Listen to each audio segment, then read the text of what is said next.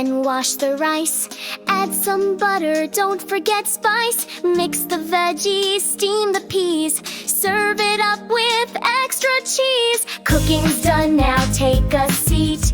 Ready,